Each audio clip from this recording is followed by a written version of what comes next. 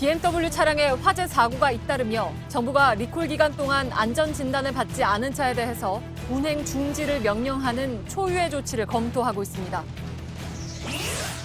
JTBC 취재 결과 BMW 코리아에선 2016년부터 논란이 된 배기가스 재순환 장치 EGR의 냉각기가 열 충격에 파손될 가능성을 파악하고 있었던 것으로 확인됐습니다.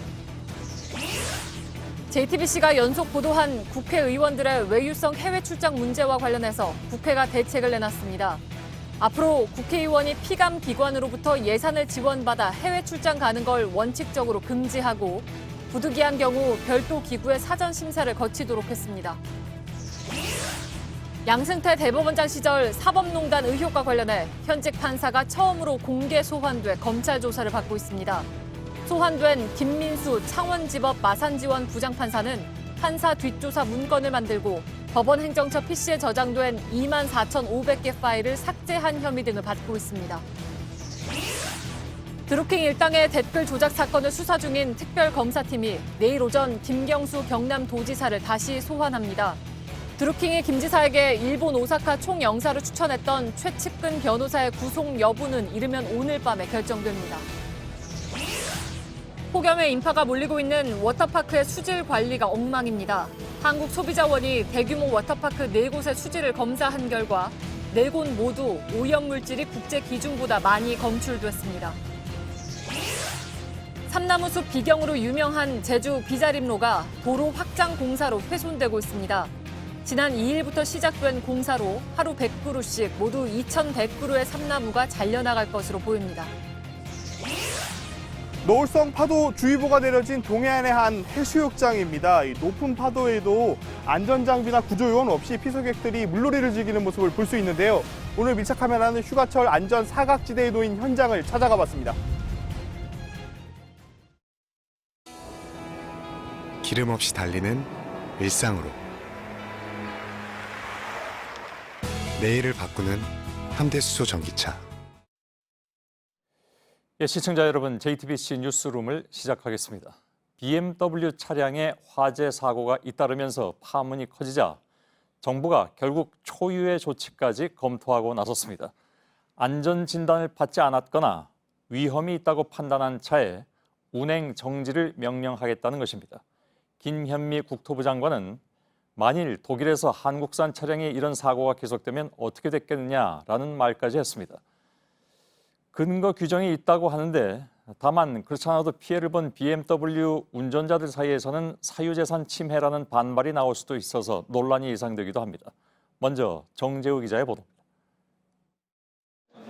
김현미 국토교통부 장관은 오늘 긴급 브리핑을 열고 문제가 된 BMW 차량의 운행 정지를 명령하는 방안을 검토하고 있다고 밝혔습니다.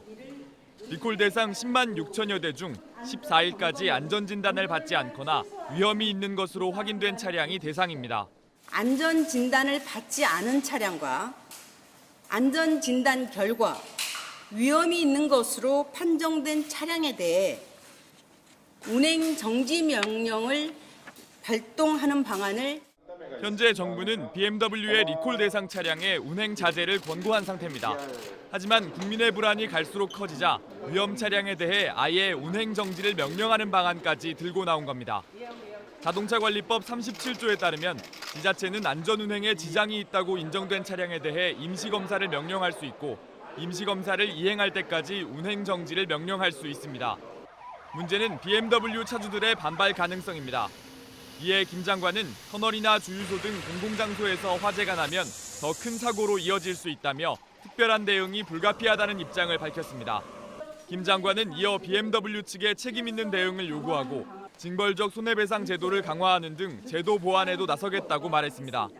JTBC 정재우입니다. 사상 첫 차량 운행 정지 명령이 실제로 내려진다면 그 파장은 적지 않을 것으로 보입니다. 당장 안전진단을 통과하지 못하는 차만 8,000대가량 될 것으로 현재 추산되기 때문입니다.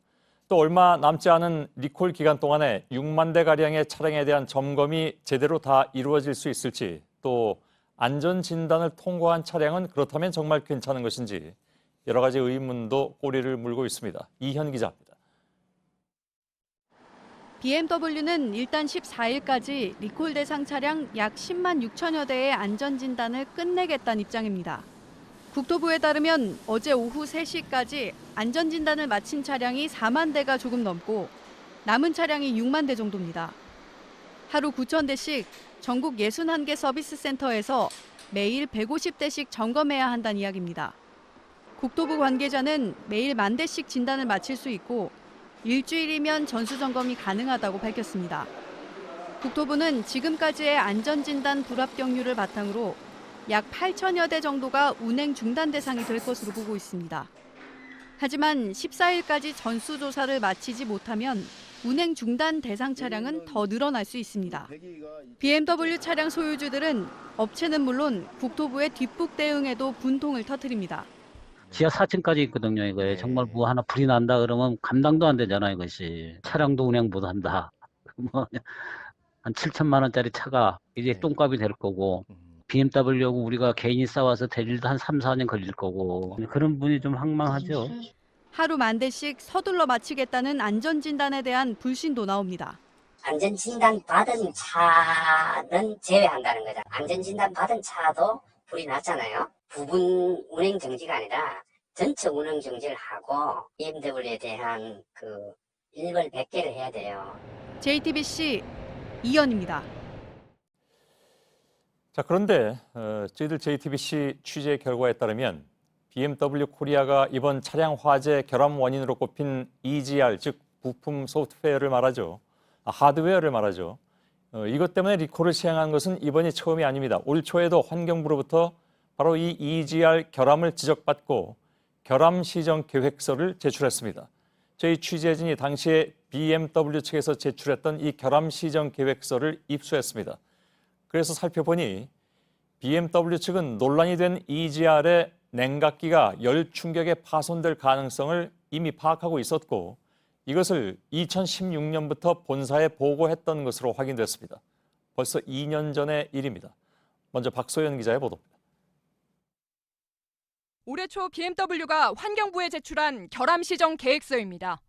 BMW 32개 차종 5만 5천여 대가 대상인데 최근 잇따라 불이 난 BMW 520D도 포함돼 있습니다. 520D 모델의 경우 EGR, 배출가스 재순환 장치가 고온의 배기가스를 견디지 못하고 열 충격에 의해 냉각기가 파손될 가능성이 있다고 언급돼 있습니다. 때문에 BMW 측은 기존보다 열 충격에 강한 새 제품으로 교체하겠다고 밝혔습니다. 지난 6일 BMW 측은 대국민 사과를 하면서 EGR 쿨러에서 냉각수가 누수돼 화재가 발생했다고 밝혔지만 관련 내용을 이미 오래전에 파악하고 있었던 겁니다. 특히 BMW 측이 낸 계획서를 보면 해당 결함을 2016년 초에 인지하고 이를 본사에 보고했던 정황도 확인됩니다. BMW 측이 올 초 환경부 장관에 보낸 문서입니다. 2016년 1분기에 EGR 쿨러가 정상적으로 작동하지 않은 결함이 50건이 접수됐고 국내 의무 리콜 기준인 4%를 넘어 BMW 본사에 보고했다고 나와 있습니다. 특히 국내에서 초기 생산된 제품에서만 발생하는 결함으로 내용을 파악하는 데 어려움이 있었다고 강조합니다. BMW 측이 해당 결함을 알고 있었지만 적절한 대처를 하지 않았다는 지적이 일고 있습니다. JTBC 박소연입니다. 예, BMW 측은 최근에 기자회견에서 차량 화재 결함은 소프트웨어의 문제가 아닌 EGR, 즉 부품 하드웨어의 문제라고 언급했었죠. 그런데 BMW가 환경부에 제출한 이 결함 시정 계획서, 저희들이 방금 보도해드렸습니다만 이 결함 시정 계획서를 보면 EGR과 관련한 소프트웨어에 문제가 있었고 이것을 BMW에서도 알고 있었다는 의혹이 제기되고 있습니다. 윤정식 기자입니다.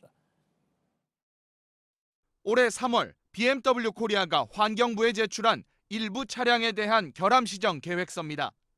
결함 내용은 배출가스 재순환 장치 EGR의 밸브입니다. 열렸다 닫혔다 하는 밸브가 멈춘 후 제자리로 돌아오지 못해 고착되는 문제라는 겁니다.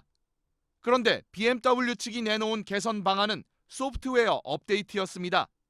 사람의 뇌처럼 자동차의 엔진을 조절하는 ECU를 새로 프로그램 및 코딩하겠다고 말합니다. 같은 엔진을 사용하는 1시리즈부터 4시리즈 차량이 모두 조치 대상으로 최근 화재로 리콜된 차종들과 겹칩니다.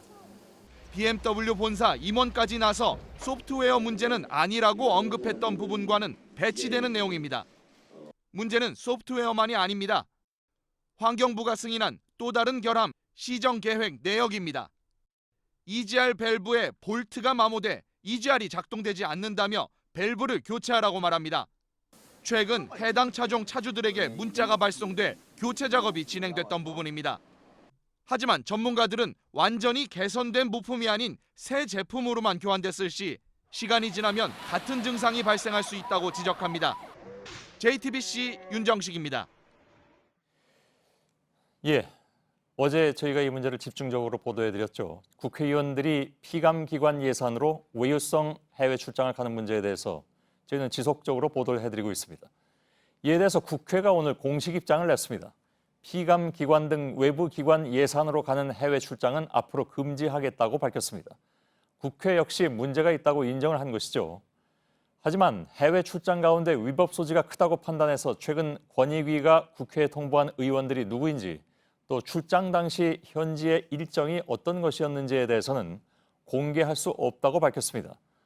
먼저 국회 발표 내용을 전해드리고 국회 발표의 문제점을 하나하나 짚어보겠습니다. 유미혜 기자입니다. 국회는 국회의원들이 피감기관이나 산하기관 예산으로 해외 출장을 가는 걸 원칙적으로 금지한다고 발표했습니다. 피감기관이나 산하기관 등에서 지원하는 예산으로 해외 출장을 가는 것에 대해서 원칙적으로는 금지하되 필요한 경우는 어떤 경우에는 허용 가능한가 이런 것을 심사해서 근원적으로 이런 논란 소지를 없도록 그렇게 할 예정입니다. 이를 위해 국회의장 산하에 국외활동 심사 자문위원회를 만들기로 했습니다. 해외 출장이 필요한 경우 자문위에 사전 심사를 맡기겠다는 겁니다. 국회는 JTBC가 코이카 돈으로 해외 출장 간 상세 내용을 보도하자 어제 보도자료까지 내면서 문제가 없다고 주장했습니다. 그러다 하루 만에 피감기관 예산 출장 금지와 심사기구 설치 등 대안을 내놨습니다. 하지만 7명으로 구성되는 심사자문위원회엔 국회의원 5명이 포함됩니다. 나머지 2명은 외부 인사가 맡는데 그 2사람도 국회의장이 추천합니다. 사실상 국회 입장이 그대로 반영될 수밖에 없는 구조입니다. 이런 가운데 국회는 지난달 국민권익위원회가 청탁금지법 위반 소지가 있다고 통보한 38명의 국회의원 명단을 공개할 수 없다고 했습니다. 이들이 해외 출장 때 뭘 했는지도 공개하지 않았습니다. 38명에 대한 위법성 조사는 이들의 해외 출장에 돈을 댄 피감기관에게 맡기고 문제가 있다는 결론이 나오면 윤리위원회에 회부하겠다고 밝혔습니다. JTBC 유미입니다. 예, 해외 출장 가운데서도 코이카 돈으로 의원들이 해외 출장을 갔던 부분은 JTBC가 집중 보도하고 또 권익위 역시 이것이 문제가 있다고 판단한 내용입니다. 그런데 국회는 여전히 문제가 안 된다는 입장입니다. 그 근거로 권익위로부터 문제 없다는 답변을 듣고 간 것이다. 이런 점을 들고 있죠. 저희 취재팀은 권익위의 답변서 내용을 직접 확인해봤습니다. 그랬더니 원론적인 질문에 원론적인 답변만 적혀 있었습니다. 게다가 권익위는 문제 없다라고 답한 적도 없다고 밝혔습니다. 강희연 기자의 보도입니다. 국회는 오늘 의원들의 코이카 출장이 여전히 문제가 없다고 강조했습니다. 해도 됩니까라고 질의를 했어요. 그런데 거기서 권익위가 코이카로 봐서는 충분히 해도 된다라고 해석할 만한 답변을 보내왔어요. 해외 출장 논란에 대해 권익위에 공을 넘긴 셈입니다. 하지만 당시 코이카의 질의와 권익위의 답변은 모두 원론적인 것이었습니다. 실제 질의 및 답변서입니다. 지난 2016년 12월 코이카는 국회 외통위위원 등 국회의원의 현장 시찰을 추진하려고 하는데 예산 지원이 청탁금지법에 저촉되는지를 물었습니다. 이에 대해 권익위는 공식적인 행사인지 행사의 목적과 내용 등을 종합적으로 고려해 판단해야 한다고 답했습니다. 개별 사안은 해당 공직자 등이 소속 기관과 상담할 필요가 있다고도 말했습니다. 권익위가 개별적인 사례를 들여다본 것이 아니라 원칙적인 내용만 설명한 겁니다. 권익위 관계자는 권익위는 문제가 없다는 식으로 답하지 않는다며 원칙만 알려준 것이라고 말했습니다. 더구나 코이카 측은 정작 문제가 될 관광 일정에 대해서는 의견을 묻지도 않았습니다. 원론적인 답변을 끌어내고 국회와 코이카가 이를 아전인수식으로 해석한 겁니다. 권익위 측은 논란이 된 국회의원 38명에 대해선 개별적으로 검토한 뒤 위법 소지가 있다고 판단해 통보한 것이라고 강조했습니다. JTBC 강연입니다. 오늘 국회가 밝힌 입장 가운데 또 한 가지 이해하기 어려운 부분이 있습니다. 코이카가 출장의 위법성 여부를 들여다보고 있으니 그 결과를 보고 국회가 판단을 하겠다. 이렇게 말하는 것이죠. 코이카는 아시는 것처럼 이번 사건의 당사자인 동시에 국회가 예산을 틀어주이고 감사까지 하는 기관입니다. 과연 제대로 된 목소리를 낼 수 있을지 의문이 듭니다. 정종문 기자입니다. 국회 측은 국회의원 38명의 청탁금지법 위반 가능성에 대해 조사할 권한이 없다고 주장했습니다. 이런 이유로 국회가 아니라 의원 출장비를 댄 피감기관이 들여다보고 있다고 했습니다. 권익위는 그 1차 추가 조사의 책임을 해당 피감기관한테 일임을 한 거죠. 코이카에서 그 의원들의 활동을 위해서 따로 책정해 놓은 바로 그런 예산이거든요. 그러면서 이달 말에 코이카가 자체 조사에서 문제가 있다고 판단하면 국회의장이 윤리특별위원회로 넘기겠다고 밝혔습니다. 하지만 국회 스스로도 코이카가 문제 삼지 않을 것으로 예상하고 있습니다. 제가 볼 때는 해당 기관들이 자기네들이 잘못했다라고 판단하기가 그 가능성이 그렇게 높지 않을 거라고 보는데 그건 너무 상식이지 않습니까? 그런데 코이카가 실제로 문제 없다고 결론을 내리면 이번 사건은 사실상 종결됩니다.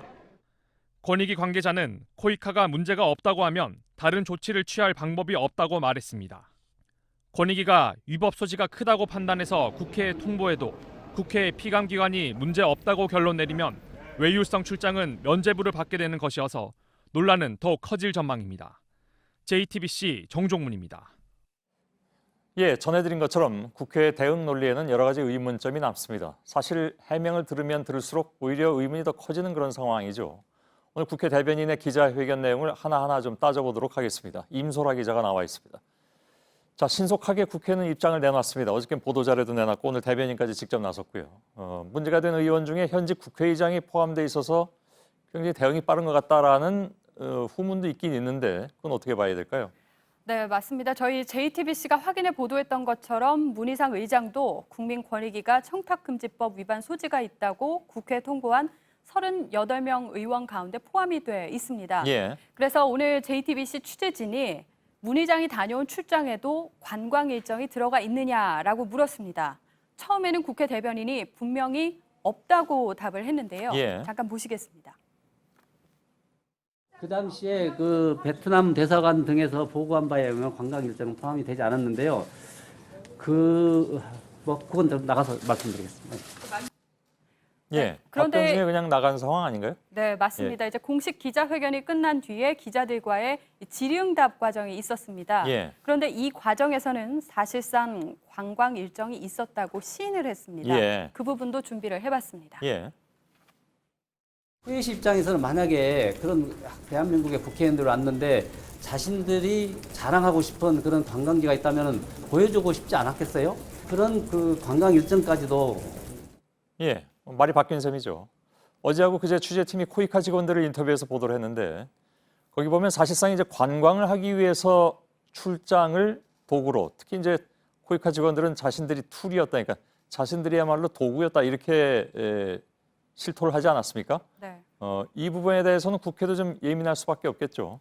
네, 국회 측은 다른 의원들의 현지 관광에 대해서도요. 자비로 한 것이다. 또 여러 차례 문제가 없다는 식으로 강조를 했습니다. 이 부분도 들어보시겠습니다. 일과 시간 이후거나 또는 토요일이나 일요일 날 이럴 때는 거기에 기관들은 아무도 일하지 않아요. 그 지역이 오지이고 이러다 보니까 아마 그 코이카 직원들이 뭐 안내를 했을 수도 있는데 그 과정에 대해서는 저는 자세히 알 수가 없고요. 자, 그런데 문제는 만일에 거길 가지를 않았다면 관광도 안 했을 것이고 거꾸로 얘기하면 거길 가기 위해서 관광을 하기 위해서 이 코이카가 있는 지역을 택했다라는 것이 의구심의 본질이잖아요. 그렇습니다. 근데 자비로 가서 내가 했다라고 하면 사실 서울서부터 출발할 때부터 자비로 갔어야 되는 것인데 국민 세금으로 거기까지 가서 거기서 내가 자비로 했다라는 것이 과연 뭐 설득력이 있는 것인지 그건 좀 이해가 가지 않습니다. 그리고 자비로 했다는 것 자체도 사실은 뭐 그거에 대해서 감사한 바도 없고 그냥 주장만 듣고 전하는 정도 수준이잖아요. 네, 맞습니다. 국회는 권익위에서 38명 의원의 명단을 통보받고도 권한이 없다 또는 공식 통보가 아니다 이런 대응 논리로 자체 감사 등의 조치를 취하지 않았습니다. 예. 네, 그래서 국회의원들의 관광 일정에 문제가 없다는 식의 이 국회 대변인의 주장은 설득력이 떨어질 수밖에 없습니다. 예. 더구나 저희가 인터뷰한 코이카 직원들은 관광 일정에 동원됐다고 구체적으로 얘기를 했습니다. 예. 네, 지명을 밝힐 경우에 신분이 노출될 수 있기 때문에 자세히 말할 수는 없습니다만 코이카 직원의 신분이 노출되니까요. 예, 맞습니다. 이름만 들으면 알 수 있는 유명 관광지를 방문지로 정한 경우가 적지 않았습니다. 예.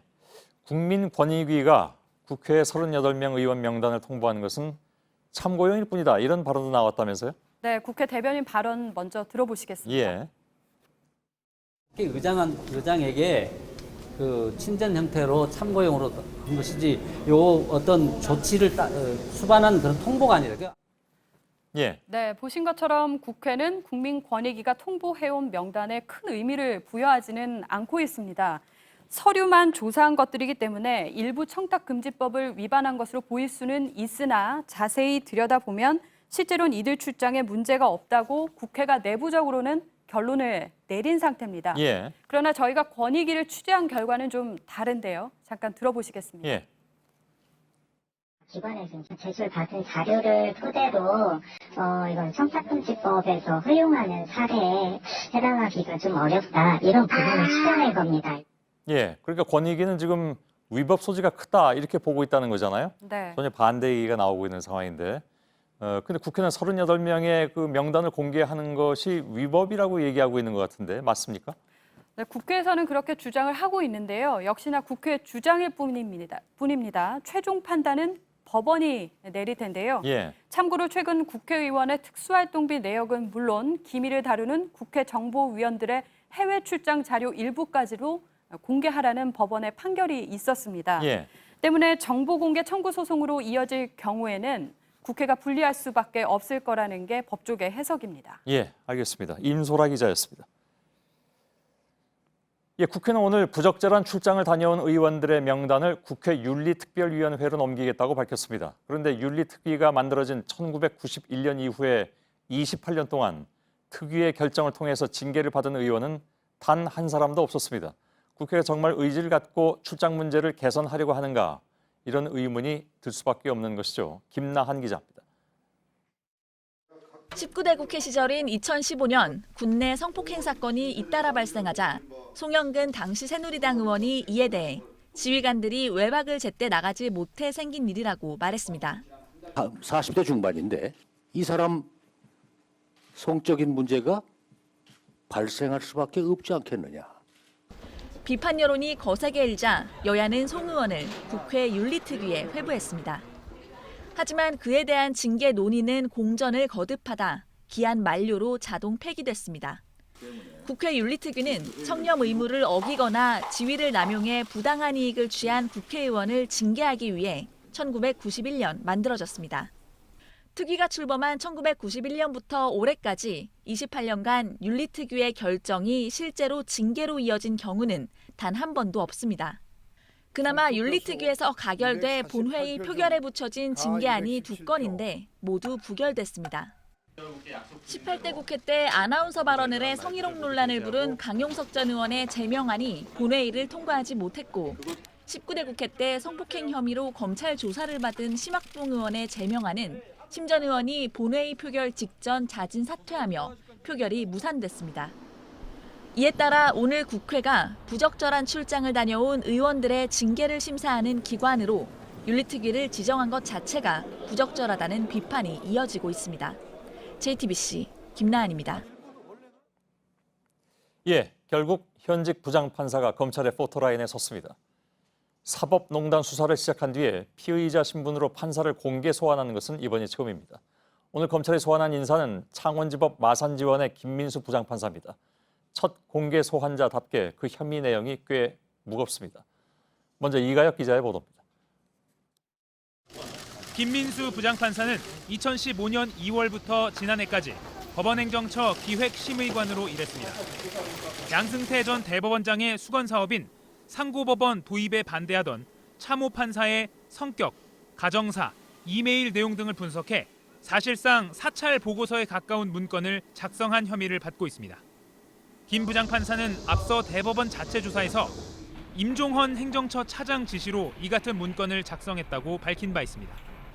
또 김 부장판사는 지난해 2월 행정처에서 일선 법원으로 근무지를 옮기면서 자신이 쓰던 PC에 저장된 문서 파일 24,500개를 삭제한 혐의도 받고 있습니다. 검찰은 삭제된 파일 가운데 일제 강제징용 피해자들의 소송 등과 관련해 외교부와 재판 거래를 한 정황이 담긴 문건 등이 포함된 걸로 보고 누구의 지시로 문서 파일을 삭제했는지 조사 중입니다. 검찰은 오늘 조사 내용에 따라 향후 김 부장 판사를 몇 차례 더 소환한 뒤 증거인멸 혐의 등으로 구속영장을 청구하는 방안까지 검토하고 있습니다. JTBC 이가혁입니다. 예, 김 부장판사에 대한 조사는 지금도 진행 중입니다. 그런데 새롭게 파악한 내용도 있습니다. 서울중앙지검에 나가 있는 취재기자를 잠깐 연결하죠. 한민영 기자가 나가 있습니다. 자, 김 부장판사의 혐의 중에는 24,000개 문서 파일을 삭제했다는 것이 있습니다. 이것과 관련해서 새롭게 취재된 내용이 있다고요? 네, 24,000여 개의 파일은 삭제된 지 1년이 지나 복원은 사실상 불가능한 상황입니다. 다만 삭제된 파일들의 제목들을 검찰이 복원하는 데 성공한 것으로 조금 전 확인됐습니다. 이 문건들은 제목만 봐도 청와대 등과의 재판 거래 정황이 짙은 수상한 문건들이 많은 것으로 파악됐는데요. 검찰은 김 부장판사를 상대로 이 문건에 어떤 내용이 담겨 있었는지 등을 집중 추궁할 방침입니다. 예, 그것이 복원됐다면 검찰이 그걸 당장 공개하진 않을 것 같고 지금으로선 정확한 구체적인 내용을 알기는 좀 어렵습니까?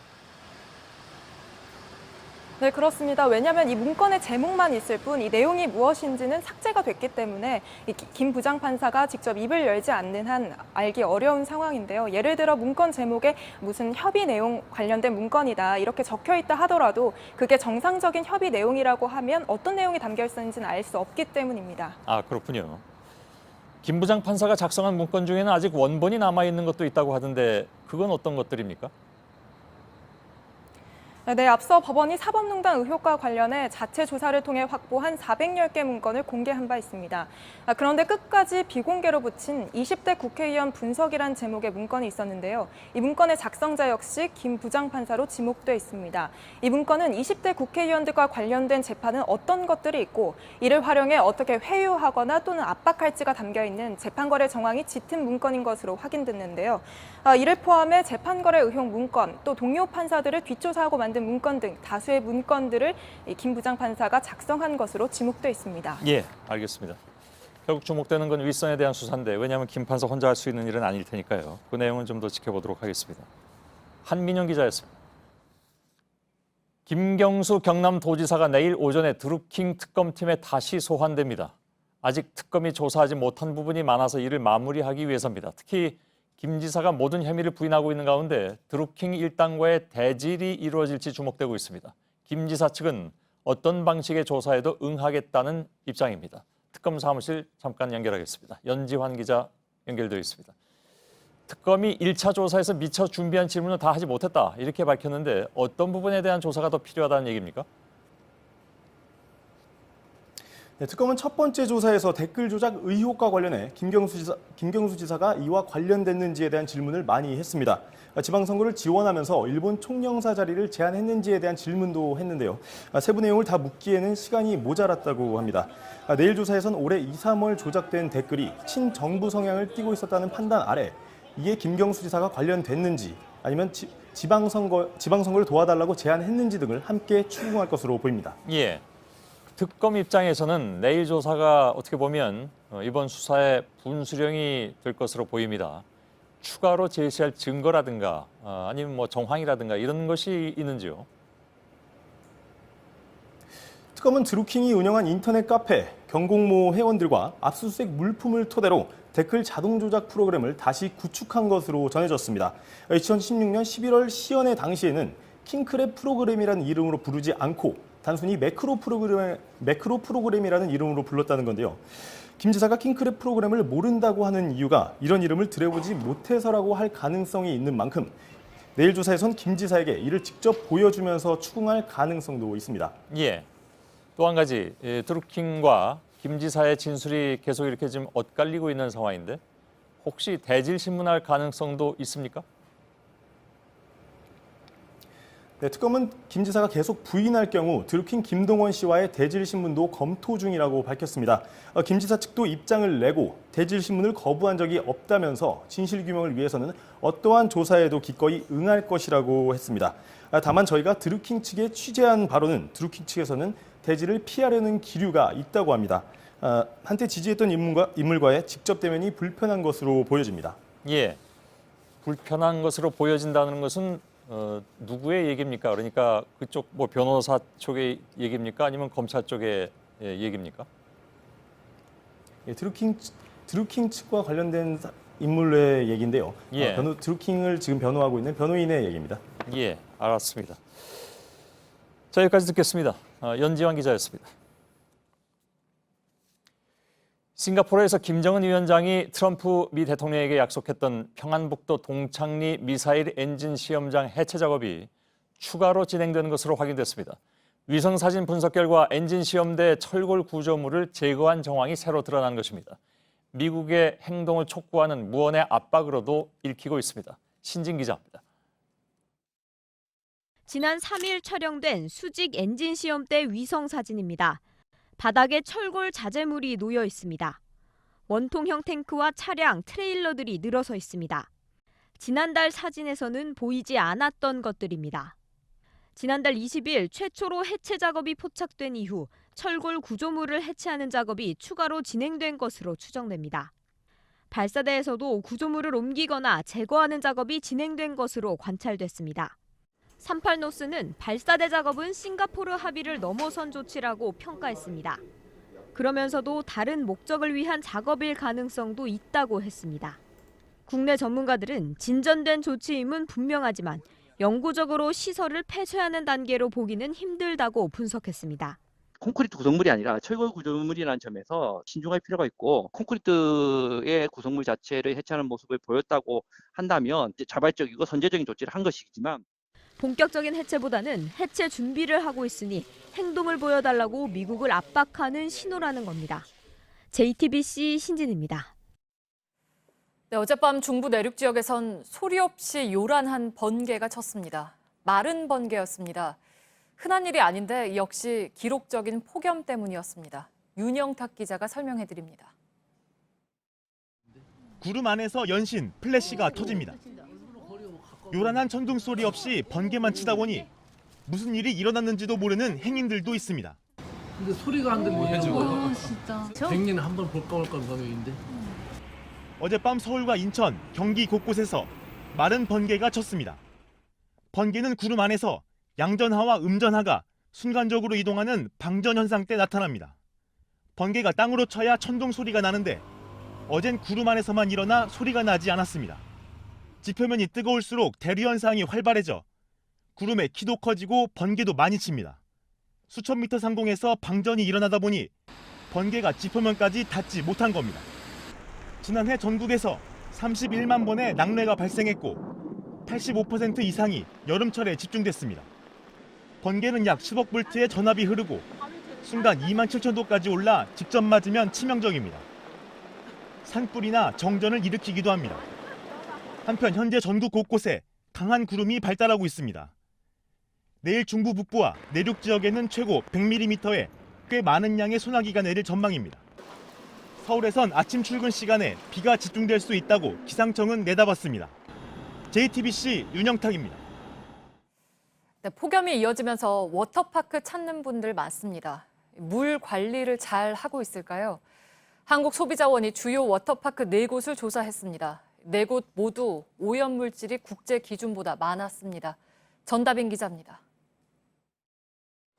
지난달 김명국 씨는 서울의 한 워터파크에서 물놀이를 즐긴 뒤 온몸에 두드러기가 생겼습니다. 가슴하고 엉덩이하고 허벅지하고 팔 쪽이 좁쌀에선 여드름 알레르기처럼 막 온몸에 퍼져가지고 그렇게 나 있는 상태였거든요. 일주일 정도 계속 그 피부가 간지러워가지고. 워터파크를 다녀온 뒤 김 씨처럼 이상 증상을 겪는 사람들이 늘면서 수질 관리가 제대로 되고 있는지 의문을 제기하는 목소리가 높아지고 있습니다. 실제로 한국소비자원이 국내 워터파크 중 입장객 수가 가장 많은 4곳을 검사했더니 모두 문제가 있는 것으로 드러났습니다. 4곳 모두 소독제인 염소와 이용객의 땀, 소변 등이 섞인 결합 잔류 염소가 미국 WHO 기준을 초과했습니다. 결합 잔류 염소는 악취는 물론 피부병과 천식 등을 일으킬 수 있습니다. 하지만 국내에선 이를 수질 검사 항목에 포함하고 있지 않고 안전 기준도 없습니다. 대형 워터파크에는 여름철이면 매일 10,000명이 넘는 시민들이 몰리지만 현행법상으론 1년에 한 번만 수질 검사를 해도 됩니다. 바닥 분수 등 물놀이형 수경시설은 15일마다 검사를 해야 하는 것에 비해 관리가 지나치게 느슨하다는 지적이 일고 있습니다. JTBC 전다빈입니다. 네, 휴가철인 요즘 공항도 늘 북적입니다. 그런데 기체 결함으로 출발이 늦어지는 경우가 잇따르고 있습니다. 어제와 오늘 이틀 동안 국적항공사에서 발생한 기체 결함만 5건입니다. 또 늦어진 시간도 한두 시간 정도가 아니라 대개 10시간을 넘겼습니다. 박영우 기자입니다.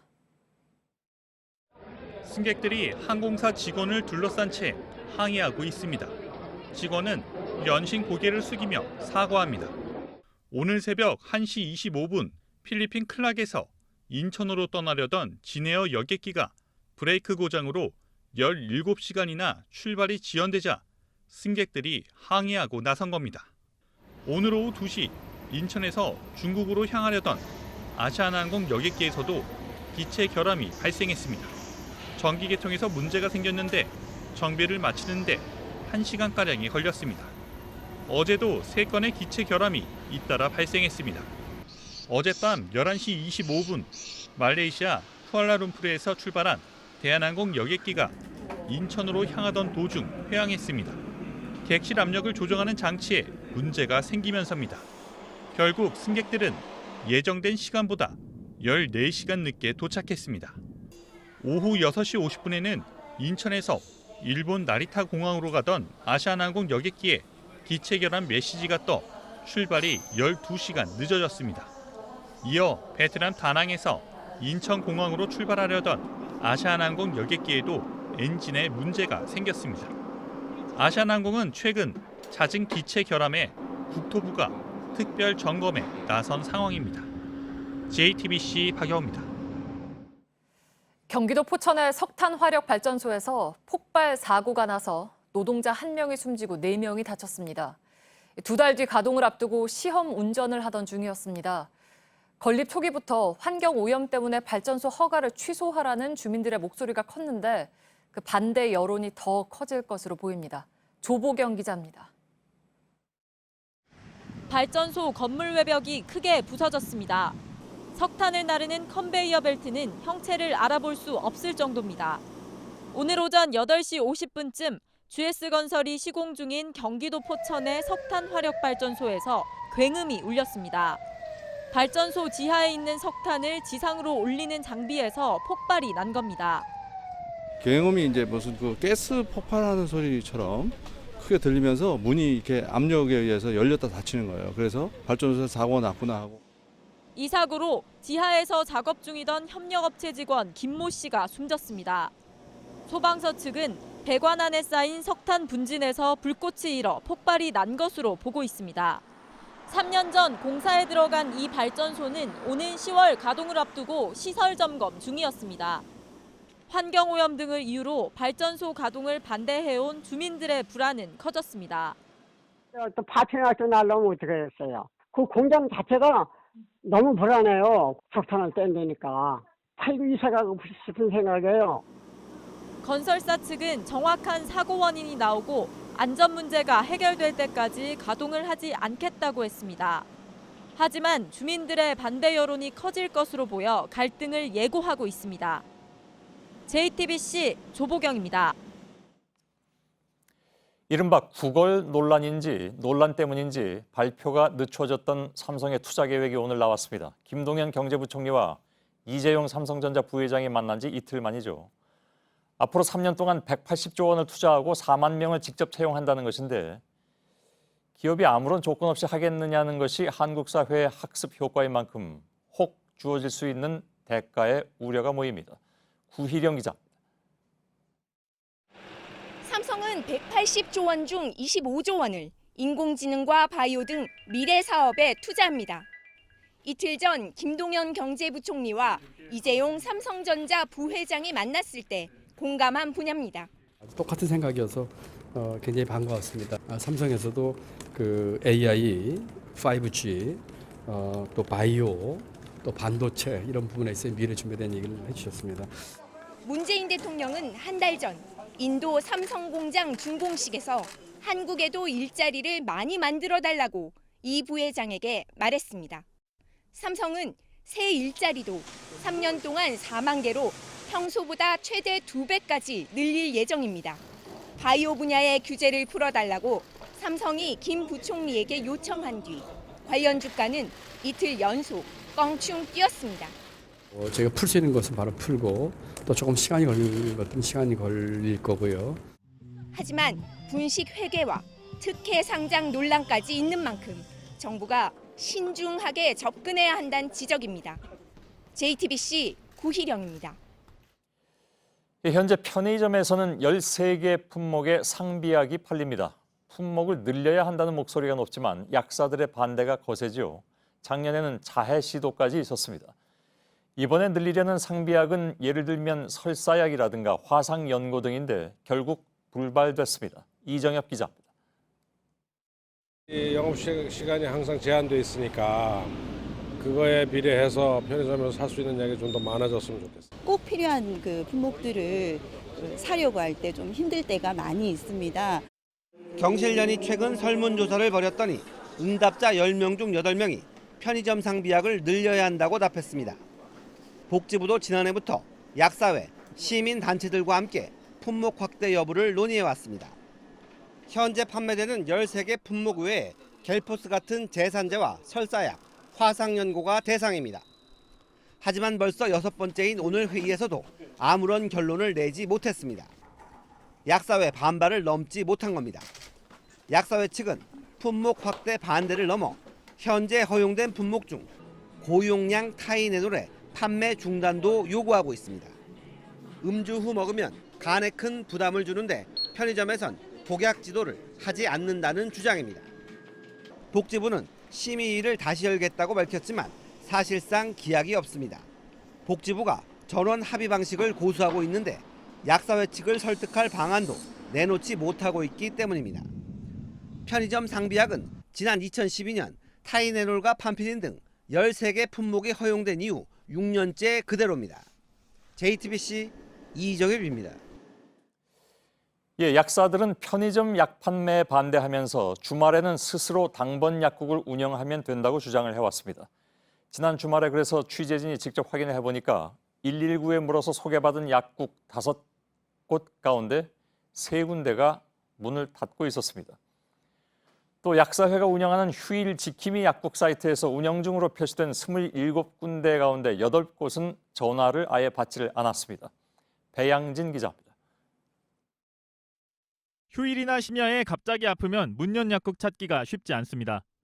편의점 상비약 판매는 이런 불편을 해소하기 위해 도입됐습니다.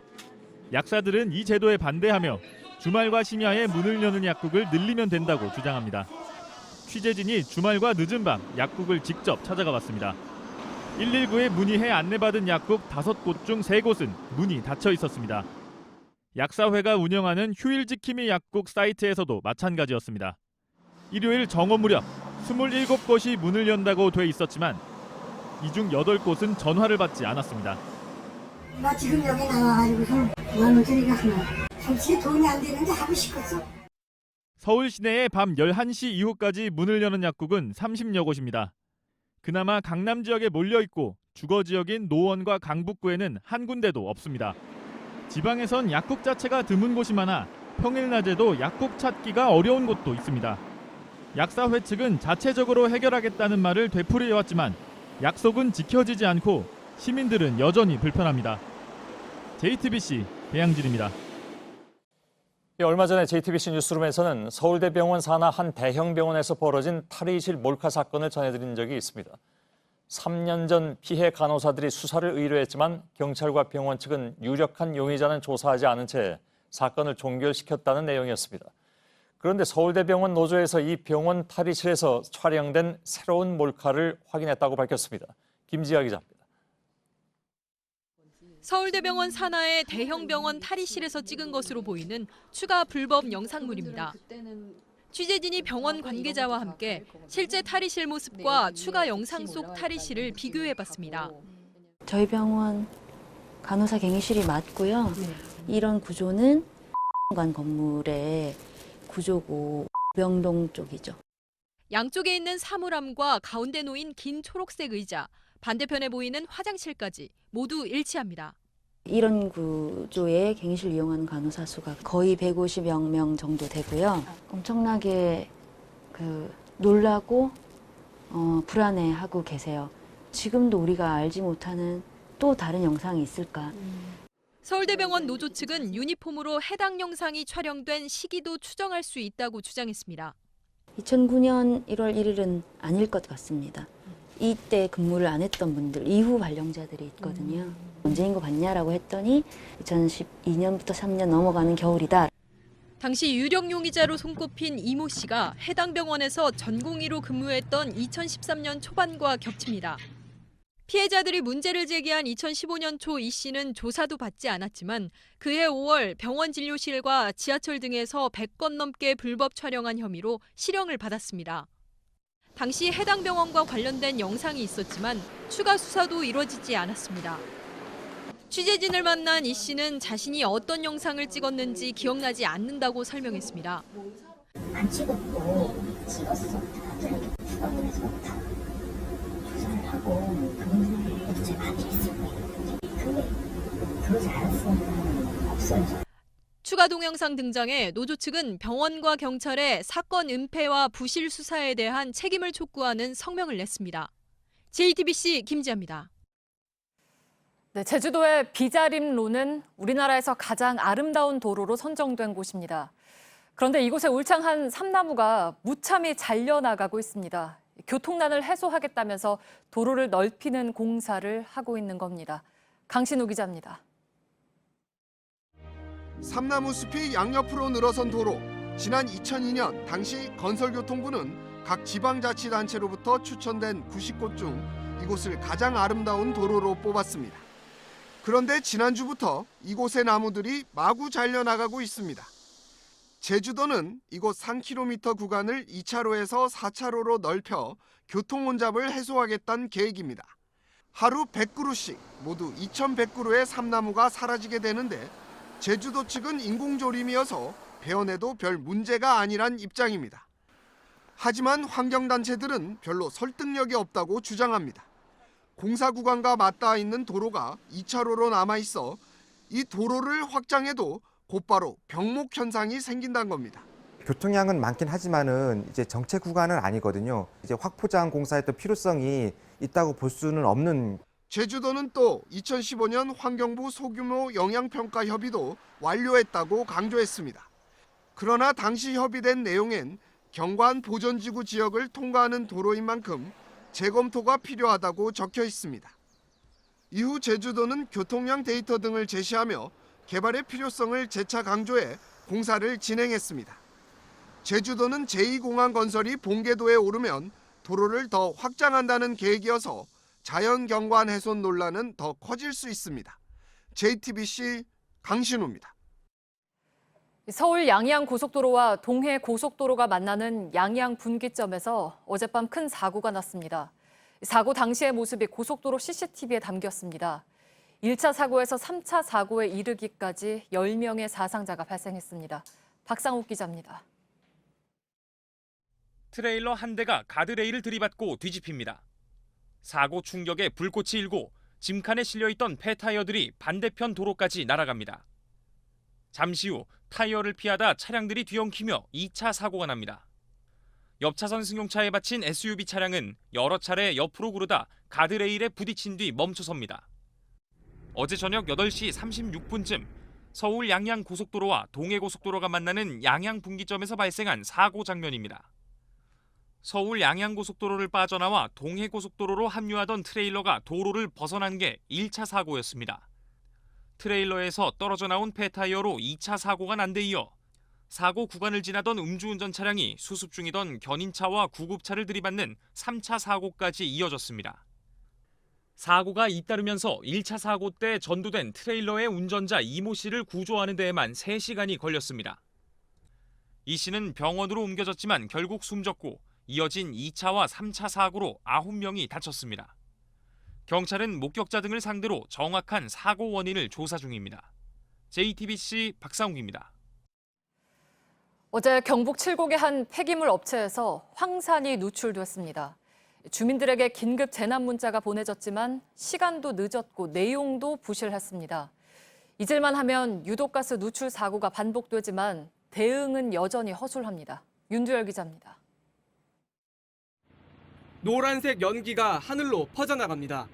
어제 칠곡의 한 폐기물 업체에서 황산가스가 누출된 모습입니다. 안에 있던 직원들은 현장을 급히 빠져나갔지만 인근 주민들은 까맣게 모르고 있었습니다. 주민들은 사고 발생 35분이 지나서야 대피하라는 문자를 받았습니다. 그마저도 어디로 대피하라는 내용은 없었습니다. 안전한 곳으로 대피하는데 안전한 곳이 그래. 제가 어딘지 왜 알아요? 2달 전 이 공장에서 같은 사고가 났을 땐 아예 재난 문자를 보내지도 않았습니다. 근처에 유독가스가 누출될 수 있는 공장이 있다는 사실 자체를 모르는 주민도 많습니다.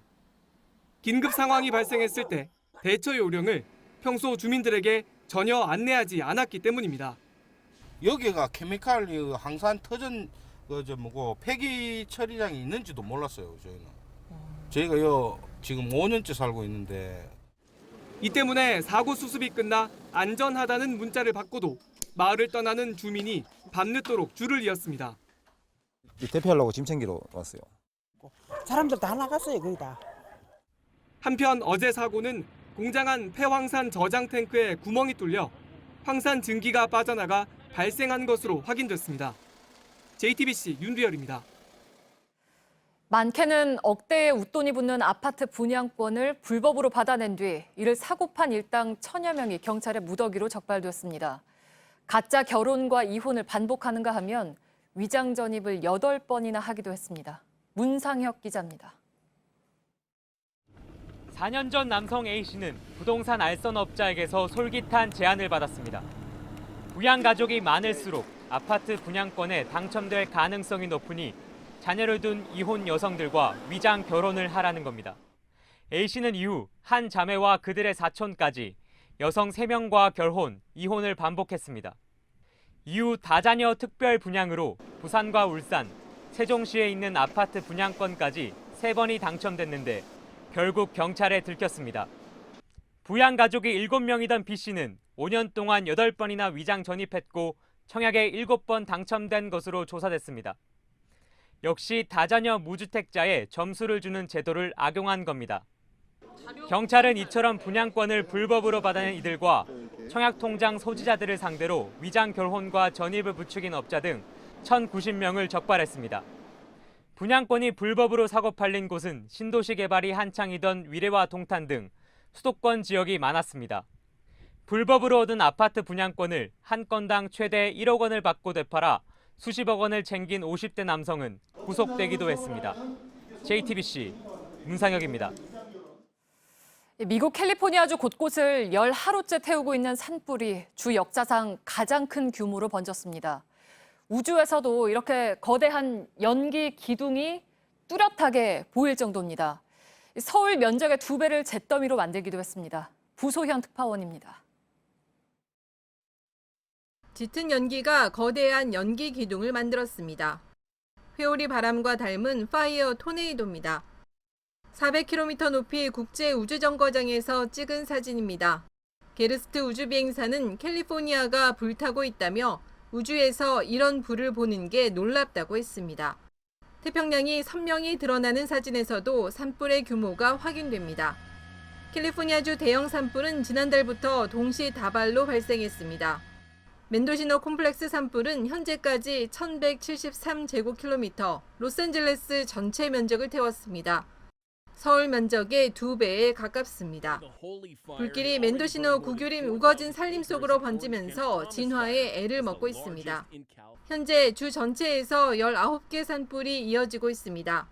당국은 섭씨 40도를 넘는 폭염에 강풍까지 불어 불이 완전히 꺼지려면 한 달이 걸릴 수도 있다고 밝혔습니다. 요세미티 국립공원 일부는 무기한 폐쇄됐습니다. 동시다발 산불로 최소 11명이 숨졌고 건물 만 채가 탔습니다. 이재민은 수만 명에 달합니다. 뉴욕타임스는 지구온난화로 인한 폭염 속에 산불이 예년보다 더 일찍 시작돼 더 오랫동안 지속된다고 보도했습니다.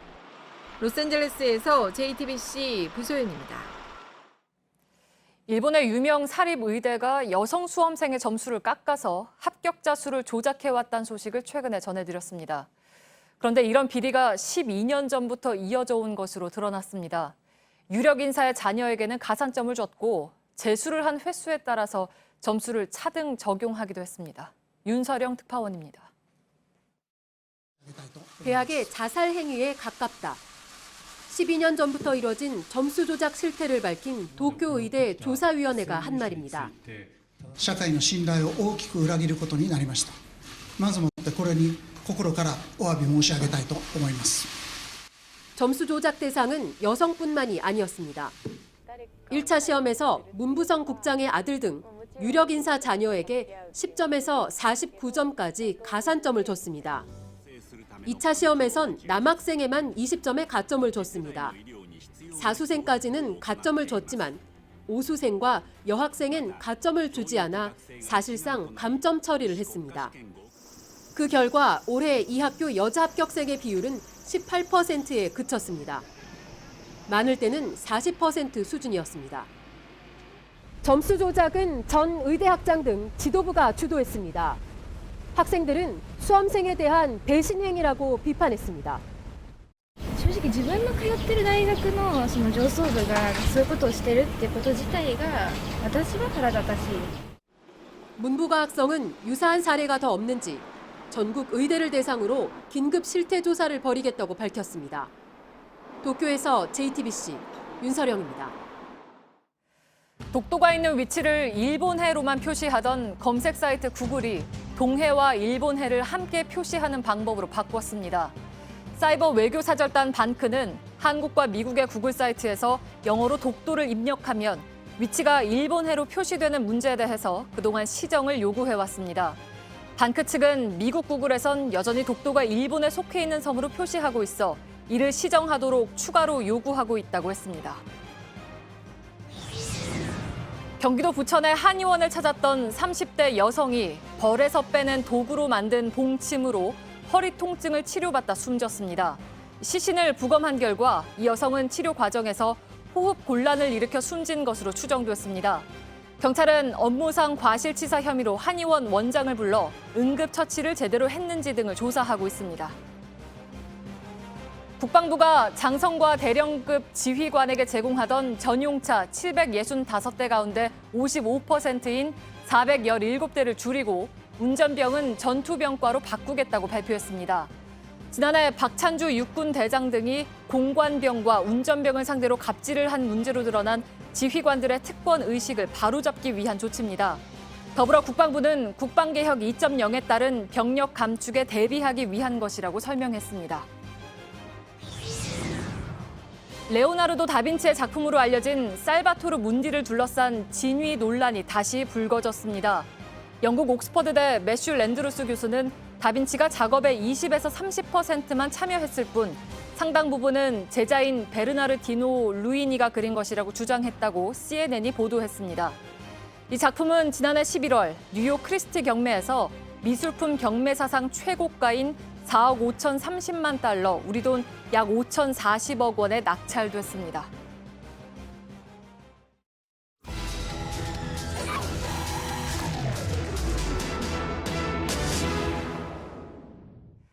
네, 최근 동해안 지역에 너울성 파도주의보가 내려졌습니다. 당연히 해수욕장은 시민들이 들어가지 못하도록 통제되고 있습니다.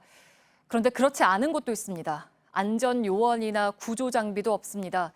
이 황당한 해수욕장 관리 실태를 밀착카메라 김도훈 기자가 점검했습니다. 큰 파도가 해안가로 출렁입니다. 바다 위에도 세찬 파도들이 휘몰아칩니다.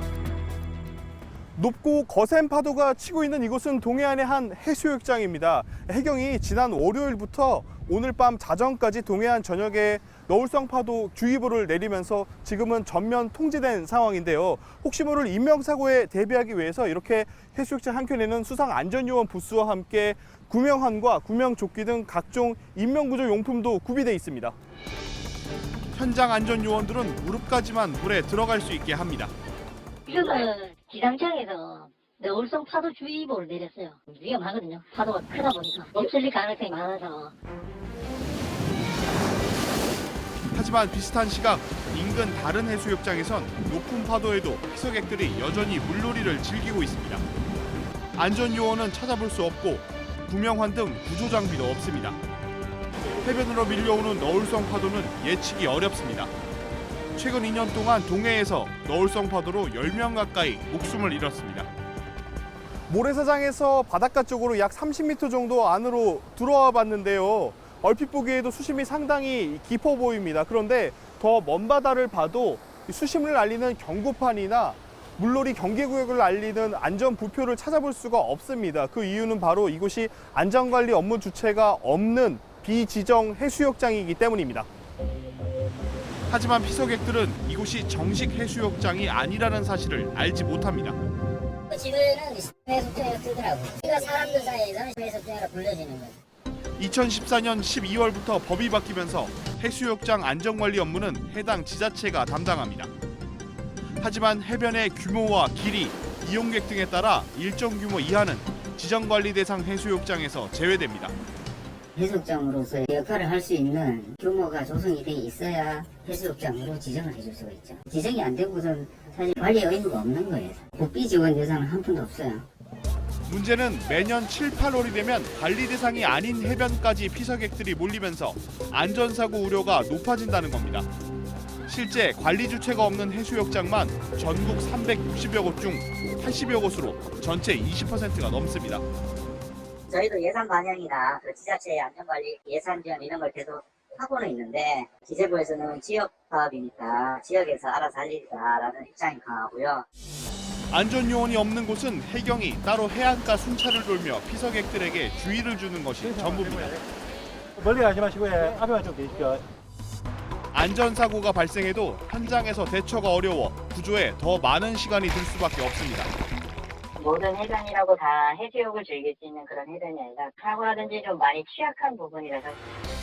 매년 휴가철이면 전국 해수욕장을 찾는 물놀이 인파는 수백만 명에 이릅니다. 피서객들을 위한 최소한의 안전장치, 더 큰 피해가 생기기 전에 지금이라도 마련해야 되지 않을까요? 밀착 카메라 김도훈입니다. 14kg 대용량 건조기의 선택 기준. 대용량 건조, 듀얼 인버터로 시간과 전기료를 아껴주는지. 일체형 배수통이라 배수 걱정 없이 어디에나 설치가 가능한지.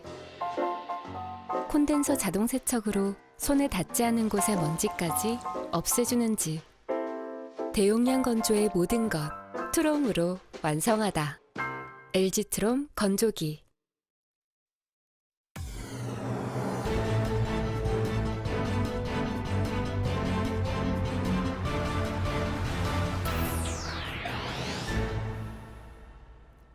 뉴스룸의 앵커 브리핑을 시작하겠습니다. 영화 매트릭스의 주인공 네오는 갈림길에 서게 됩니다. 그의 앞에 주어진 두 개의 알약.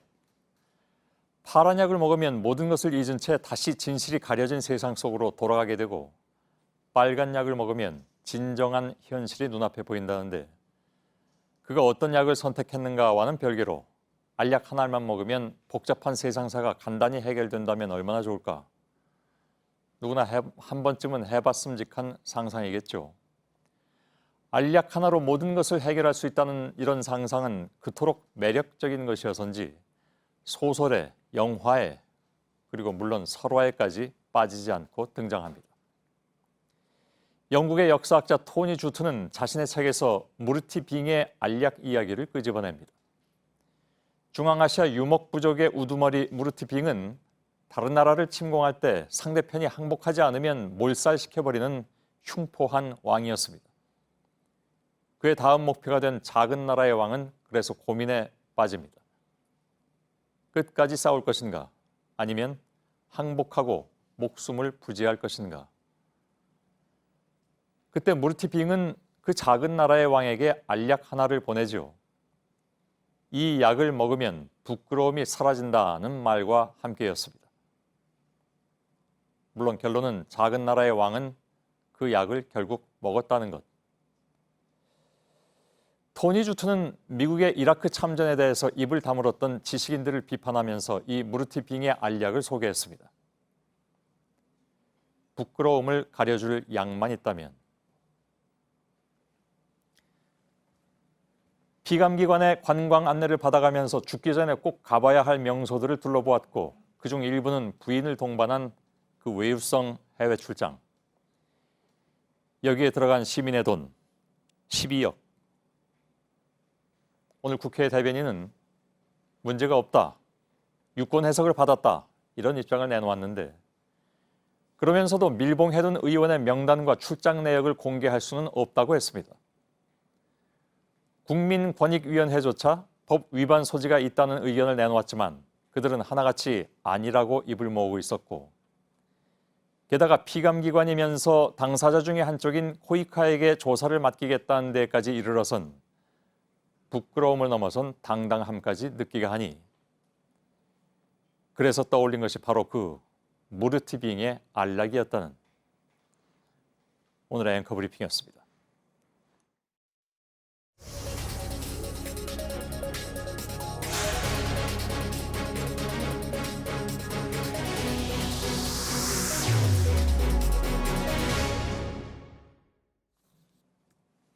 예, 국회의원들의 해외 출장에 대한 국회 차원의 대책이 오늘 나왔죠. 저희들이 어제까지 이 문제를 보도한 것에 대한 답일지도 모르겠습니다만은 여전히 문제는 좀 많이 있는 것 같습니다. 관련 취재를 해온 정강현 기자와 함께 한 걸음 더 들어가 볼 텐데 어떤 새로운 얘기들이 있는지 궁금하기도 합니다. 자, 피감기관 해외 출장은 원칙적으로 금지하겠다. 이게 오늘 국회가 내놓은 대책의 핵심입니다. 그렇습니다. 어제까지만 해도 사실 뭐 아무 문제 없다 이렇게 하지 않았었습니까? 그렇습니다. 어제 국회 외통위는 코이카 출장은 문제가 없다라는 입장 자료를 냈었습니다. 예. 그런데 오늘 국회 대변인이 국회활동심사위원회를 구성하고 원칙적으로 피감기관 돈으로 출장을 가는 건 금지하겠다는 입장을 밝힌 거죠. 예. 코이카 현직 직원들의 목소리를 담은 보도가 이어지고 또 비판적인 여론이 커지면서 입장을 좀 바꾼 걸로 보입니다. 예. 뭐 대책을 내놓은 것은 물론 환영할 만한 일인데 이거 가지고 되겠느냐 하는 것이 일반적인 생각인 것 같습니다. 특히 이 정도 가지고 안 된다는 것이 저희들의 학습 효과이기도 해서 그런지. 그렇습니다. 솔직하게 그런 의문이 드는 게 사실이죠. 예. 지난달 26일에 권익위가 국회의원 38명이 김영란법을 위반한 소지가 있다라는 발표를 하면서 또 이번에 다시 출장 문제가 불거졌는데요. 예. 취재를 해봤더니 상당수가 코이카 돈으로 해외 출장을 다녀온 경우가 그 명단에 포함이 돼 있었습니다. 예. 여기에는 문희상 국회의장도 포함이 돼 있었고요. 문 의장도 출장을 갔을 때 일부 관광 일정이 있었던 걸로 확인이 됐습니다. 예. 코이카를 끼고 뭡니까? 이른바 이제 시찰성 네. 해외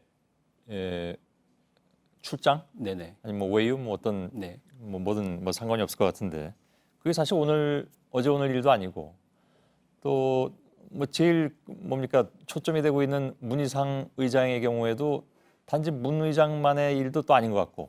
그렇습니다. 국회에서는 뭐 그동안 관행처럼 이어져 왔던 일인데요. 저희가 코이카 출장권을 이번에 취재를 하면서 문제점으로 확인한 것들이 여러 가지가 있습니다. 예. 우선 가장 중요한 건 피감 기관인 코이카 돈으로 출장을 다녀온 사실이 있기 때문에 예. 김영란법을 위반했을 소지가 크다는 겁니다. 예. 이해 당사자로부터 금품을 제공받았기 때문에 액수에 따라서는 이 형사처벌도 받을 수 있는 그런 부분이 있습니다. 아, 그렇습니까? 예. 형사처벌도 가능하다는 얘기인가요? 그렇습니다. 물론 액수에 따라 달라질 수는 있겠지만. 그렇습니다. 네. 근데 그 액수가 적진 않던데. 그렇죠. 보통 100만 원을 기준으로 이걸 넘으면 예. 형사처벌을 받게 되고요. 그걸 예. 넘지 않으면 과태료 처분을 받게 되는데 이 액수가 만약에 인정이 되면 뭐 그렇게 따져볼 부분도 분명히 있어 보입니다. 예. 김영란법 위반은 아니라고 근데 국회는 얘기하고 있잖아요. 그렇습니다. 뭐 예. 이런 문제 때문에 그럴까요? 사실 이게 좀 커지면 굉장히 곤란한 입장이 될 수 있기 때문에 미리 이렇게 뭐 이런 표현이 어떨지 모르겠습니다만 선공 뭐 이런 느낌도 주는데 말씀하신 대로 이게 수사 의뢰가 들어가고 이게 만약에 사실로 확인이 되고 김영란법 위반에 의해서 형사처벌까지 가는 상황이 되면 국회로서는 굉장히 곤혹스러운 상황이 되겠죠. 예. 그래서 국회는 계속해서 권익위로부터 문제가 없다는 유권 해석을 받았다 이런 입장만 되풀이하고 있습니다. 우선 예. 한번 들어보시죠. 이것이 청탁금지법의 저촉에 위반이 됩니까? 해도 됩니까?라고 질의를 했어요. 그런데 거기서 권익위가 코이카로 봐서는 충분히 해도 된다라고 해석할 만한 답변을 보내왔어요. 그 답변에 따라서 진행한 것이 지금은 그거에 대해서 지금 판단한 것인데. 예. 그렇습니다. 저희가 그래서 이 권익위로부터요, 지금 국회가 주장하는 2016년 답변서, 코이카가 질의를 해서 권익위로부터 받은 답변서를 입수해서 예. 확인을 해봤습니다. 그런데 어디에도 문제가 없다라는 표현은 없었습니다. 예. 지금 보실 텐데요. 공식적인 행사일 경우에 예외가 될 수는 있지만 행사 목적 등을 고려해서 종합적으로 판단해야 한다는 원칙만 적혀 있었습니다. 예. 그리고 권익위는 저희 취재진에게 코이카에 문제가 없다고 답한 적이 없다라고 분명히 밝혔습니다. 그렇습니까? 예. 자, 그러니까 이번에 권익위가 38명에 대해서 문제가 있다고 판단한 것은 예. 저 예외 규정에 해당되지 않는다. 이렇게 봤다는 얘기잖아요. 그렇죠. 예. 그러니까 관광 일정 같은 것이 포함되어 있어서 권익위도 그렇게 봤을까요? 그런 부분도 일부 고려가 된 것으로 보입니다. 지금 보시는 게 지난 5년간 의원들이 이 코이카 출장을 다녀온 나라들입니다. 예. 보시면 알겠지만 주로 관광지를 끼고 있는 지역들이 많습니다. 예. 코이카 해외 사업 현장을 감독하러 가는 것이 본래 이 출장의 목적인데요. 관광을 했다면 본래 목적에서 벗어났다고 볼 수 있는 것이죠. 예. 코이카 직원들도 비슷한 증언을 했습니다. 한번 들어보시죠. 예. 박물관, 이런 아니면 성당, 큰 관광지 같은 데들이 있으면 그런 데를 찾기도 하고, 아니면 만약에 국회의원들, 사무들이 쫓아오면은, 뭐, 보석이나 이런 쪽을 갈 때도 있고, 고가에 거래되거나, 그런 쪽 갈 때도 있고. 예. 자, 뭐 이 정도면 뭐 김영란법 위반 그거 뭐 물론이고, 그 이전에 국회의원 자신들이 좀 문제의식을 가져야 되는 수준이 아닌가라는 생각을 당연히 할 수밖에 없군요. 맞습니다. 알겠습니다. 정강현 기자였습니다.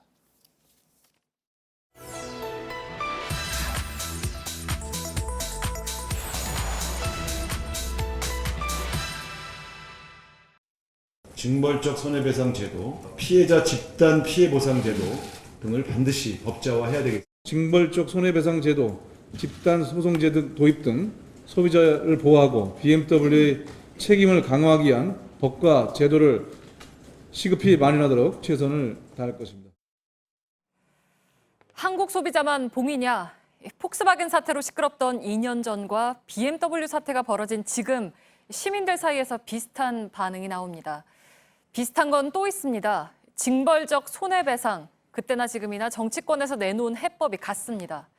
그렇다면 지난 2년 사이에 달라진 게 뭔가? 이 물음이 남죠. 오늘 팩트체크는 그에 대한 답을 좀 찾아봤습니다. 오대영 기자, 달라진 게 좀 없어 보이는데요. 달라진 게 있긴 합니다. 징벌적 손해배상이 일부 도입되긴 했습니다. 제조물 책임법이 올해 4월부터 바뀌었습니다. 자동차를 예로 들면 기존에는 결함을 알면서도 방치했다면 실제 손해액만 배상하면 됐습니다. 4월부터는 고의성이 입증이 되면 3배 안에서 배상해야 합니다. 배상액을 높여서 징벌적 성격을 넣은 겁니다. 네, 그러니까 징벌적 손해배상이 생기긴 생긴 건데 아까 일부 도입됐다고 했잖아요. 네, 적용 대상 때문입니다. 모든 네. 손해가 다 해당되는 건 아닙니다. 생명 또는 신체에 중대한 손해를 입은 자, 다시 말해서 목숨을 잃거나 크게 다친 경우로만 한정이 돼 있습니다. 재산 피해는 적용이 안 됩니다. 이 제도로 배상받은 사례는 현재까지 파악되지 않습니다. 징벌적 손해배상 제도가 강력한 미국은 여러 주에서 재산상의 손해는 물론이고 제조물 자체의 결함뿐만 아니라 환경 파괴나 소비자를 속이는 행위에도 책임을 물립니다. 연비를 속였던 폭스바겐 사태 때는 미국 소비자가 1인당 우리 돈으로 500만 원에서 800만 원 가량을 배상받았던 것도 바로 이런 제도가 있었기 때문입니다. 네. 당시에는 한국에 징벌적 손해배상이 아예 없었고 지금 제도가 있다 하더라도 결과는 다르지 않았을 겁니다. 네. 그러면 우리가 폭스바겐 사태를 겪지 않았습니까? 그 뒤에 왜 더 강력한 제도를 만들지 않았던 건가요? 네, 저희가 국회 속기록과 국회 검토 보고서를 확인해 봤습니다. 네. 2016년 당시에 국회에 총 8건의 징벌적 손해배상 관련 법안이 올라왔습니다. 당시 여당이었던 새누리당이 1건, 야당이었던 더불어민주당이 7건을 냈습니다. 이 민주당 법안 중에는 재산 피해도 포함시키는 내용이 일부 있습니다. 배상 한도도 3배에서 많게는 12배까지 다양합니다. 반면에 새누리당의 법안은 재산 피해를 빼고 배상 범위도 3배로 하자는 내용이었습니다. 정부가 야당안을 반대한 것으로 속기록에 나와 있고 특히 전경련에서 기업활동 위축을 초래한다라면서 반대 의견을 낸 것으로 국회 검토 보고서에 나와 있습니다. 결론은 이 여당안대로 됐습니다. 민주당 의원들도 특별히 반대를 하거나 치열하게 토론하지 않았습니다. 이의가 없다면서 합의했습니다. 네. 그러니까 결과적으로 이런 논의를 하던 2년 전 상황으로 다시 돌아간 거 아니겠습니까? 네. 그때와 지금이 다른 건 정부와 여당이 적극적으로 바꾸겠다라고 의사를 밝혔다는 점입니다. 네. 현재 제도에는 배상의 대상뿐만 아니라 소비자에게 불리한 내용들이 포함되어 있습니다. 대표적으로 손해가 일어난 것을 피해자 스스로가 입증을 하도록 되어 있습니다. 자동차처럼 전문가가 아니면 알기 어려운 분야에서는 책임을 묻기가 쉽지 않습니다. 이번에는 깊이 있는 검토가 필요해 보입니다. 네, 팩트체크 오대영 기자였습니다.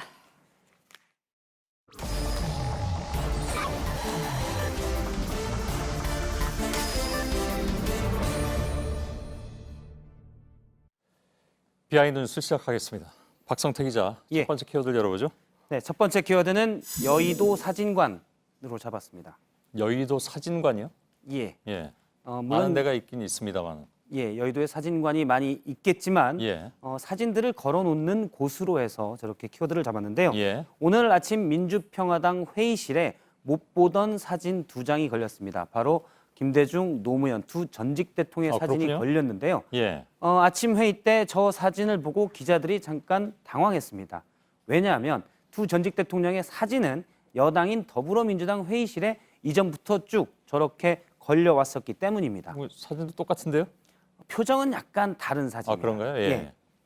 원래 민주평화당이 두 전직 대통령의 사진을 전에도 걸었었나요? 오늘 처음 건 겁니다. 그렇습니까? 민주평화당은 국민의당에서 분당해서 나왔는데 국민의당은 민주당에서 분당해서 나왔고요. 국민의당이 처음 창당할 때 회의실 모습을 보면 저렇게 빈 벽이고 사진은 걸려있지 않았습니다. 예.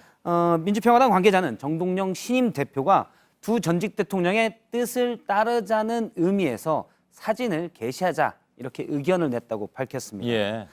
물론 민주평화당은 박 전 의원을 비롯해서 이전부터 DJ 즉 김대중 전 대통령의 정신을 계승하자라는 걸 여러 번 강조하긴 했지만 두 전직 대통령의 사진을 게시한 건 이번이 처음인데 하나의 정치적 포석이다라는 해석도 있습니다. 그럴 수 있겠죠. 예, 당 안팎에서는 최근 정동영 신임 대표가 좌클릭 행보를 보이는 것을 향후 대선 주자를 노린 행보다라는 해석도 있는데 예. 아무래도 민심의 존재감을 보여야 되기 때문인데요. 향후 여권 재편이 있을 때를 감안해서 우리도 또는 내가 바로 두 전직 대통령의 적자다, 적통이다 이런 것들을 강조하기 위해서 두 전직 대통령의 사진을 걸었다는 해석도 있습니다. 예. 그럼 민주당에서는 혹시 뭐라고 합니까? 민주당에서는 별 관심이 없었는데요. 민주당 관계자에게 제가 반응을 물어보니까 신생정당이 우리 당의 두 전직 대통령을 존경해줘서 고마울 따름이라며 우리가 분명한 적통이다라는 걸 내세웠습니다. 예. 참고로 자유한국당에는 이승만, 박정희, 김영삼 세 전직 대통령의 사진이 걸려 있었는데요. 얼마 전에 김병준 비대위원장이 박정희 전 대통령의 사진을 떼겠다 해서 좀 당 정체성에 대한 이념 논란이 있었습니다. 예. 그러자 나중에 김 위원장은 사진이 좀 작아서 떼겠다는 얘기했다. 순전히 인테리어적인 문제였다라고 해명하기도 했습니다. 혹시 뭐 박 박정희 전 대통령의 사진만 크게 해서 걸겠다는 얘기는 아니었죠? 그러진 않을 겁니다. 그것도 역시 인테리어상 미스매치가 될 수가 있기 때문에 예. 미스매치란 표현은 김명준 비대위원장이 썼던 표현입니다. 예, 알았습니다. 두 번째 키워드 볼까요? 두 번째 키워드는 기자들의 이유 있는 긴장으로 잡았습니다. 뭐 때문에 긴장했습니까? 오늘 손학규 바른미래당 전 선대위원장이 당대표 출마 선언을 했습니다. 예. 그러자 기자들이 긴장했는데요. 일단 손 전 위원장의 출마 배경부터 들어보도록 하겠습니다. 예.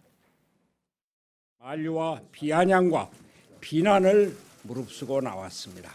모든 것을 내려놓고 바른미래당의 변화와 혁신을 위한 마중물이 되겠다는 예. 예. 손 전 위원장의 출마 선언은 사실 어제부터 예정이 돼 있기 때문에 긴장할 일은 아닌데 왜 긴장했는지 대략 감을 잡을 수 있을 것 같습니다. 그렇습니다. 예. 손 전 위원장이 뭔가 중요한 발표를 하거나 중요한 결정을 할 때는 뭔가 더 큰 일이 생겼다는 바로 이른바 손학규 징크스 때문에 예. 오늘 혹시 무슨 큰일이 또 생기는 것 아니냐라는 것을 두고 점심때부터 기자들이 수군댔습니다. 예.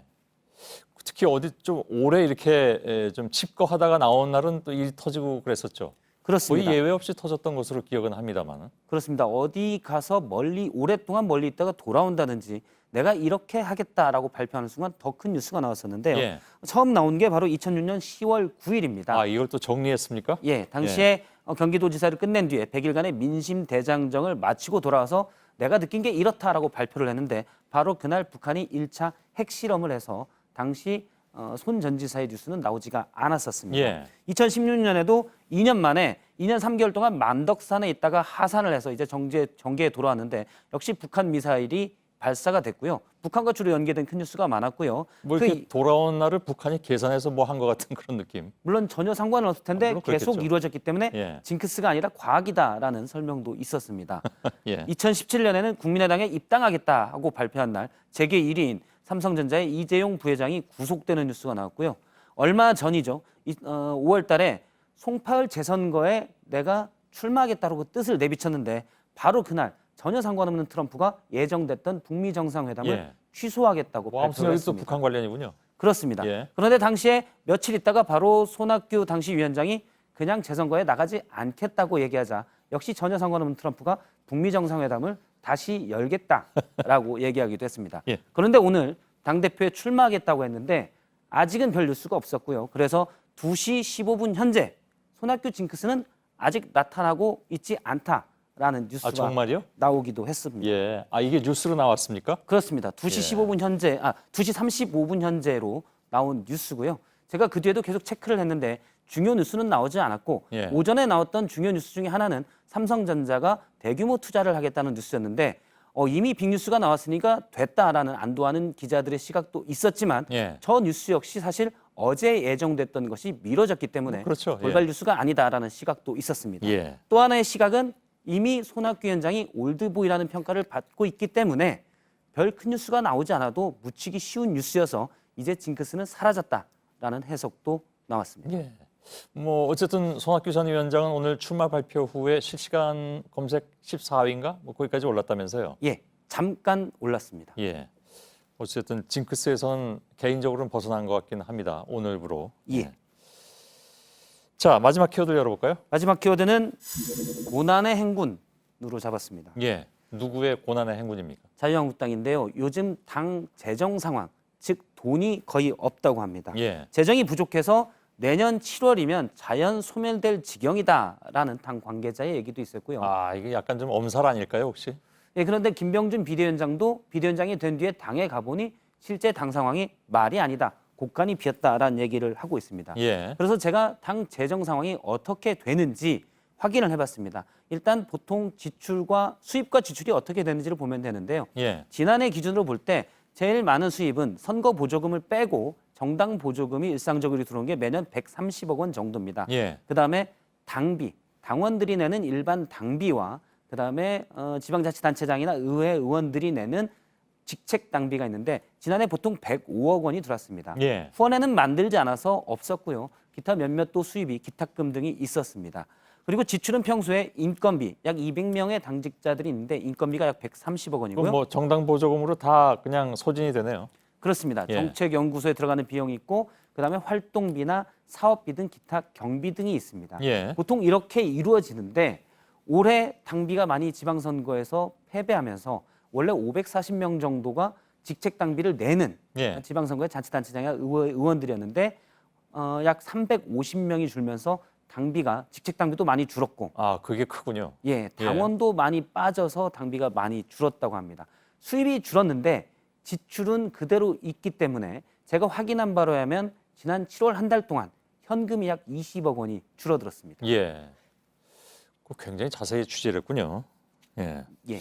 근데 당에 쌓아놓은 돈이 있지 않느냐? 그러니까 지난 한 9년 가까이 여당을 했기 때문에 예. 그런 얘기도 있던데 그게 아닌가 보죠? 제가 그래서 당 핵심 관계자에게 그분을 물어보니까 그때는 돈이 많아서 또 많이 썼기 때문에 크게 쌓아놓진 않았다고 하고요. 실제 자유한국당이 상당히 부자다라는 얘기가 있었는데 예. 재산 내역서 등을 확인해 보면 지방 당사 등 건물과 토지가 약 240억 원 정도가 있고요. 현금이 임차 보증금 빼고 한 100억 원 정도 있다가 예. 20억 원이 한 달 동안 줄었습니다. 그래서 현 상태로 매달 적자를 메꾼다면은 정말 큰 지경에 처할 수가 있기 때문에 예. 최근에 김용태 사무총장이 당직자들을 모아놓고 우선 당비를 아껴야 되는데 구조조정을 하거나 또는 급여를 줄이진 않겠다. 당직자가 무슨 죄냐? 의원들의 잘못이지. 예. 대신 나머지 활동비는 크게 줄이겠다라고 얘기를 했다고 합니다. 예. 제가 잠깐 아까 웃은 건 뭐 제가 오해를 살까 봐 말씀드리겠는데 그 자유한국당 상황 때문에 웃은 게 아닙니다. 예. 굉장히 열심히 취재를 했길래 예. 그래서 잠시 그랬습니다. 오해는 하지 마시길 바라겠습니다. 박성태 기자였습니다. 네, 경기 북부와 강원 산지 그리고 충북 북부와 경북 북부 지역에 내일 많게는 100mm가 넘는 비가 올 거란 예보입니다. 예, 저희들은 내일도 최선을 다하겠습니다. 여러분 고맙습니다.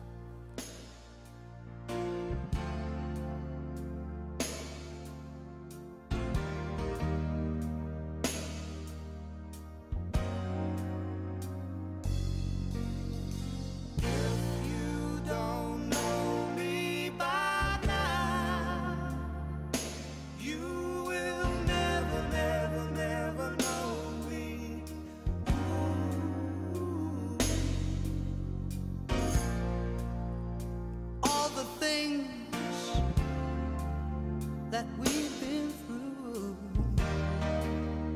you should understand me.